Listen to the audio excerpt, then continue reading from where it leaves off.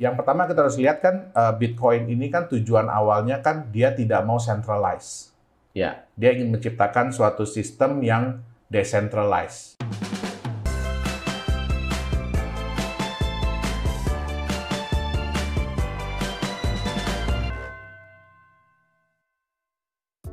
Gimana kabarnya Pak Yonas? Baik sekali, Aman? Coach. Sehat ya? Sehat. Sehat. Thank you banget nih, hari ini kita bisa kumpul ngobrol-ngobrol tentang cryptocurrency. Wah, kita yang thank you udah diundang lagi nih. Iya, karena kemarin itu rame banget, banyak sekali yang penasaran tentang mining. Yeah. Banyak sekali yang mau tanya kalau mining itu menguntungkan atau tidak, modalnya berapa. Nah, kayaknya kita perlu bahas tentang mining kripto itu menguntungkan, mitos atau fakta. Nah, itu saya silakan Pak Yonas. Nah, jadi mungkin sebelumnya kita harus tahu dulu, Coach. Ya. Apa sih mining itu yang apa disebut? Itu mining? Ya, apa sih yang disebut dengan menambang di dunia kripto? Ya. Ya, jadi kalau menambang di dunia kripto itu bukan seperti kita nambang mineral ya, bukan seperti kita nambang emas, nambang batu bara gitu, bukan. Dia lebih menggunakan komputer. Jadi lebih menggunakan alat-alat untuk menghitung. Oke. Nah, bentuknya bisa bermacam-macam.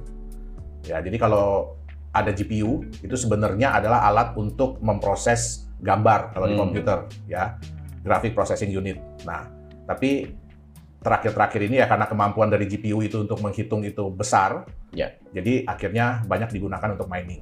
Nah, atau mulai ada alat yang dikembangkan untuk dedicated untuk mining. Jadi memang khusus dikembangkan untuk mining itu sendiri. Itu yang lebih dikenal dengan ASIC. Ya, nah, jadi mining itu sendiri sebenarnya adalah kita menyediakan sarana bagi sebuah aset kripto untuk membantu memproses transaksi. Jadi lebih untuk menghitung ke transaksi-transaksinya. Nah, jadi mining itu ya kalau sekarang kita mining ya, jadi ada bisa dua hal yang bisa kita dapatkan ya, terutama kalau kita contohnya kita mining Bitcoin. Nah, apa yang kita dapatkan? Jadi setiap kali alat kita atau kitanya itu berhasil memproses data, kita akan mendapatkan reward. Nah, dibayar lah ya. Dibayar istilahnya. Dibayarnya pakai Bitcoin. Dibayar pakai koin tersebut, tersebut. Betul, oleh aset kripto tersebut. Nah, dibayar ini dalam dua bentuk. Yang pertama adalah koin baru yang keluar. Jadi aset baru yang keluar. Nah, itu mungkin orang bilang gini ya, Bitcoin itu kan maksimum nanti jumlahnya 21 juta. Nah, kenapa? Karena setiap kali ada blok yang terbentuk, itu sistem akan memberikan reward dalam bentuk koinnya itu sendiri, jadi Bitcoin itu sendiri. Dan yang kedua adalah kalau kita transfer, kita melakukan transaksi, itu kan ada fee. Jadi sama kayak kalau kita transfer bank, apalagi kalau antar bank itu ada fee. Nah, fee ini, biaya-biaya ini dikumpulkan. Nah, biaya yang terkumpul dalam satu blok itu yang akan diberikan kepada miners yang mendapatkan blok tersebut. Jadi ada dua reward, gitu dia. Baik. Nah, sebenarnya konsep mining ini kenapa harus mining? Kenapa nggak pakai komputer sendiri? Kan Bitcoin bisa memproses sendiri. Buat apa butuh miners di luar sana? Jadi gini, yang pertama kita harus lihat kan Bitcoin ini kan tujuan awalnya kan dia tidak mau centralized. Dia ingin menciptakan suatu sistem yang decentralized. Jadi sistem decentralized itu artinya tidak ada pusatnya. Nah, tidak ada sistem yang nomor satu. Ada sistem yang nomor satu. Betul. Semua sistem itu equal. Jadi kita harus bedakan antara sistem decentralized ya dengan semi-centralized. Jadi kalau semi-centralized itu biasanya ada komputer pusat, terus ada komputer-komputer cabang. Jadi ada server-server cabang. Nah, ini tetap intinya adalah dia centralized. Kenapa? Karena yang pusat ini yang pegang peranan paling penting. Nah, tapi kalau di sistem decentralized, itu semua komputer yang terhubung, itu mereka punya hak yang sama. Ya, jadi nggak ada yang ini nomor satu, gitu. Nggak ada. Nah, sekarang kalau kita bayangkan nih, Coach ya, kalau di dunia perbankan, ya, kalau Coach kirim uang nih, yang menyatakan bahwa, oh ya, Coach Tom punya dana sekian, layak untuk ditransfer ke si A. Itu sistemnya siapa? Central bank. Central bank, betul. Sistem dari bank tersebut. Betul. Nah, artinya apa? Bank tersebut kan harus mengeluarkan dana. Harus membuat infrastruktur. Ya kan? Untuk menyediakan alat yang bisa membantu menghitung. Nah, sekarang Bitcoin ini kan dia mau bikin decentralized. Nah, yang namanya Satoshi Nakamoto pun dia nggak mau muncul, dia nggak mau terlihat kan di awal. Nah, jadi bagaimana caranya sistem decentralized ini bisa terbangun? Ya, artinya apa? Dia harus memberikan kesempatan kepada orang-orang lain yang mau menjalankan fungsi dari bank tadi. Ya, jadi menjalankan fungsi dari bank tadi. Nah, tentu saja kan berarti orang itu kan harus keluar modal. Betul. Ya kan? Paling nggak dia harus beli komputer kalau dulu ya. Kalau dulu tuh Coach cukup pakai komputer biasa pun, ya. Betul, bisa. Pakai flash disk. Nah, cukup pakai komputer biasa udah bisa mining. Kenapa? Karena jumlah orang yang mining kan sedikit. Jadi tingkat kesulitannya itu belum tinggi. Nah, jadi kalau orang-orang itu mengeluarkan dana, terus yang kemudian kan bayar listrik, Coach. Betul nggak? Mereka harus bayar listrik. Nah, sekarang bagaimana orang-orang ini tertarik untuk mining? Ya berarti harus dikasih reward. Tapi kan nggak mungkin Satoshi Nakamoto terus kirim uang gitu kan, kirim uang ke setiap miners gitu kan, transfer gitu, US dollar atau Indonesian rupiah gitu kan. Ya berarti udah nggak sesuai dengan pakemnya lagi dong. Nah akhirnya oke lah, jadi dari sistem itu dikeluarkanlah reward dalam bentuk koin yang ada. Ya kalau dulu mungkin ya miners itu berharap semoga suatu saat apa yang didapatkan ini naik ada harganya. Nilainya. Nah itu dia. Jadi sebenarnya adalah reward bagi mereka yang mau menjalankan sistem tersebut. Intinya dia bekerja memverifikasi transaksi tersebut diakui. Betul. Dia sebenarnya menghitung. Ya blok itu dia harus, blok itu akan menjadi satu motivasi kalau terbentuk blok dan jatuhnya ke miners tertentu. Betul. Dia akan dapat reward. Rewardnya berupa Bitcoin. Ya. Nah, tapi kenapa istilahnya mining? Ya, jadi kan kenapa nggak verifikasi aja? Ya kan? Kerjanya verifikasi, udah verifikator gitu kan beres. Jadi sebenarnya gini Coach, istilah mining itu pun muncul setelah sistem Bitcoin ini berjalan. Nah, yang menciptakan istilah mining ini adalah para miners. Kenapa? Di tahun-tahun awal Bitcoin berjalan, kan orang nggak ngelihat Bitcoin ini apa. Bahkan saya sendiri pun, yang saya pernah cerita sama Coach Tom kan, saya sudah pelajari dari 2009. Tapi akhirnya saya memutuskan untuk mining tahun 2011. Jadi untuk involve lah, untuk berpartisipasi. Kenapa? Karena pada saat itu, kita tuh nggak tahu ini apaan sih. Nah, masyarakat juga nggak tahu ini angka apa sih. Fungsinya untuk apa sih, gunanya untuk apa sih. Nah, dengan konsep Bitcoin yang terbatas, kan terbatas jumlahnya, terus kemudian terbatas, terus kemudian juga perlu usaha, perlu modal untuk mendapatkan, Nah, terus muncullah istilah gold. Jadi Bitcoin itu adalah digital gold. Ya, walaupun saya sendiri kurang setuju dengan istilah tersebut ya. Nah, kalau kita mau mendapatkan emas, kan istilah yang dipakai apa? Mining. Nambang. Mining. Nah, sehingga muncullah istilah mining di Bitcoin. Koin apa saja yang bisa di mining? Apakah semua kripto bisa di mining? Enggak, Coach. Jadi, kalau yang paling awal yang bisa di mining itu Bitcoin. Ya. Terus yang kemudian mulai bermunculan ya, sebenarnya Ethereum itu pun di mining.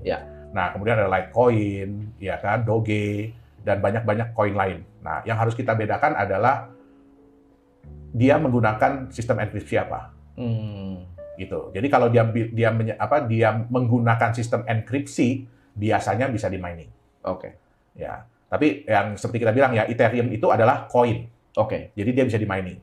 Sedangkan aset-aset kripto lain yang menggunakan sistem Ethereum itu disebut token.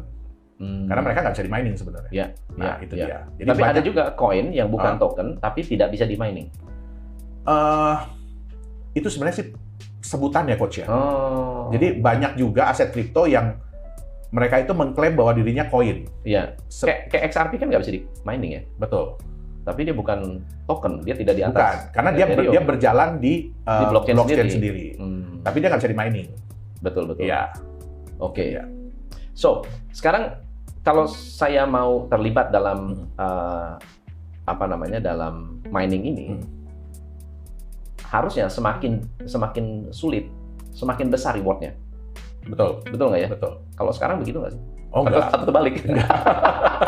Kalau Bitcoin itu dikenal istilah halving. Jadi halving itu sebenarnya sih hampir setiap 4 tahun.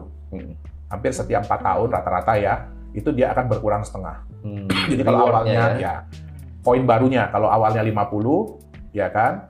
Nah, 4 tahun kemudian turun jadi 25, 12,5, 6,25, nanti turun lagi, dan seterusnya. Nah, ini sebenarnya ada tujuannya. Tujuannya adalah yang pertama, memperpanjang waktu. Memperpanjang waktu supaya ya reward ini bisa didapatkan dalam waktu yang lama. Nah, jadi saya jujur, saya kagum dengan si Satoshi Nakamoto ini.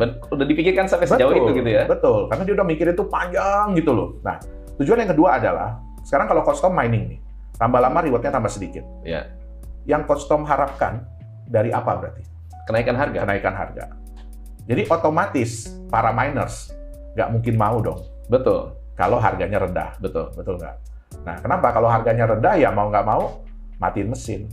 Benar. Nah, itu terjadi pada tahun 2018 kalau saya nggak salah, 2018-2019. Itu pada saat Bitcoin itu rendah, titik terendah ya. Nah, itu kita bisa lihat bahwa banyak miners yang akhirnya memutuskan untuk matiin mesin. Termasuk saya. Nyerah. Ya, karena mesin jalan terus, rewardnya dikit. listrik jalan terus, rewardnya tambah sedikit, harganya nggak naik-naik. Nah, jadi ya itu salah satu konsekuensi dari kita mining. Itu dia. Nah, terakhir ya, pertanyaan terakhir yang cukup banyak menjadi pertanyaan, walaupun ini masih panjang ya, masih jauh ya. Andai kata seluruh Bitcoin sudah memenuhi kuotanya 21 juta, miners tidak dibutuhkan. Masih dibutuhkan. Tetapi kan rewardnya sudah sangat kecil sekali. Betul, miners itu masih dibutuhkan. Jadi ada paradigma yang salah. Ya, paradigma yang salah bahwa, wah, kalau nanti Bitcoin sudah habis, sudah terkeluar semua 21 juta, miners stop. Iya, nggak perlu miner lagi. Kan? Atau blok baru tidak akan terbentuk. Betul. Ya, salah. Jadi, walaupun sudah keluar habis 21 juta Bitcoin, tapi blok itu tetap akan terbentuk. Walaupun koinnya udah keluar semua. Ya, blok tetap akan terbentuk. Tapi reward dalam bentuk koin barunya sudah nggak ada. Sudah nggak ada. Nah, selain tadi yang saya bilang, selain dari reward koin baru, ada fee transaksi. Nah, fee transaksi dipotong dari yang melakukan transaksi. Betul, fee transaksi. Nah, terus ada yang paradigma bilang, wah nanti miners pada nggak mau, ya kan? Miners pada nggak mau, terus matiin mesin. Kan orang banyak yang berpikir gini, Coach. Semakin lama, difficulty, tingkat kesulitan menghitung itu akan semakin tinggi. Nah, ini si Satoshi juga udah mikirin. Nggak begitu. Jadi, difficulty itu akan mengikuti berapa banyak kekuatan menghitung yang ada. Jadi, kalau kekuatan menghitungnya naik, jadi jumlah miners naik, difficulty itu akan ikut naik. Turun-turun. Naik-naik. Nah, kan ada istilah kalau di kita kan average block time. Jadi, berapa lama satu blok itu akan muncul. Itu kalau di Bitcoin 10 menit. Apakah akan setiap 10 menit keluar? Tidak. Kadang-kadang 10 menit itu, 1 menit kemudian keluar. Nanti 15 menit kemudian baru muncul lagi. Nah, Satoshi ini udah memikirkan bahwa ya satu hari, jadi setiap 10 menit itu diharapkan keluar satu. Nah, berarti kalau 10 menit satu, berarti sejam 6. 24 jam berarti 144 blok yang akan keluar. Ya. Kalau seandainya 144 hari ini nih ketemu 150. Kan lebih dari 144 kan? Betul. Besoknya ketemu 170, lebih dari 144. Nah, nanti udah ada waktunya, difficulty-nya akan dinaikin. Akan naik sendiri. Karena dia berharap rata-rata 144. Nah, apa yang terjadi kalau, kan tadi yang Coach bilang kan, udah nggak menarik lagi dong. Ya kan? Miners matiin mesin nih, apa yang terjadi? Turun dong. Benar. Hash rate-nya turun, power-nya. Ya, difficulty-nya akan turun. Jadi sebenarnya semua udah dipikirin. Hebat ya. Ya, dia udah tahu, oh kalau ini terjadi begini, ini begini, ini terjadi begini, ini begini, terjadi begini, ini begini. Bagaimana dan itu tidak dikendalikan sama sekali. Tidak. Dikendalikan menggunakan algoritma oleh programnya. Ya. Jadi udah ngitung sendiri dia. Jadi nggak usah takut. Kalau dia bilang nanti kalau Bitcoin udah keluar semua, gimana dong ini? Nggak. Kenapa? Nantinya akan terjadi kompetisi. Akan terjadi, bukan kompetisi, sebenarnya filter. Disaring nih. Siapa orang yang memang benar-benar menjalankan misi Bitcoin atau hanya mencari keuntungan. Benar, benar. Nah, toh kalau nanti orang pada matiin mesin, kan lumayan, Coach. Power Lumayan. menurun, Transaksi banyak. transaksi banyak, terus kemudian persaingan sedikit. Benar. Ya udah, jadi biaya turun, ya kan? Toh cover juga, tinggal siapa yang survive belakangan. Benar, benar. Jadi nggak usah takut, walaupun nantinya nggak ada yang mining lagi nih, udah mati nih. Terus Coach Tom punya CPU di rumah nih nganggur ya, Coach Tom nyalain aja. Terus dedicate itu komputer sebagai miners, jalan lagi Bitcoin-nya. Walaupun dengan sumber yang seadanya. Jadi itu semua sebenarnya sudah dipikirkan. Jadi kembali ke 20 tahun yang lalu. 10 kan? 10 tahun yang lalu. 20 tahun yang lalu. Sebelum Bitcoin ada maksudnya? Iya. Nah, jadi tetap berjalan. Jadi nggak usah takut. Oke. Nah, kalau gitu besar nggak sih modal untuk mining? Kita bahas di sesi berikutnya ya. Siap. Oke. Siap. Teman-teman, kalau Anda merasa ini adalah hal yang bermanfaat, komen. Dan pertanyaan-pertanyaan apa yang ingin Anda ajukan, silahkan komen di channel ini. Dan kita harus thank you kepada Pak Yohanes. Next time kita bahas tentang berapa besar sih modal untuk mining dan worth it atau tidak. Oke? Sampai ketemu.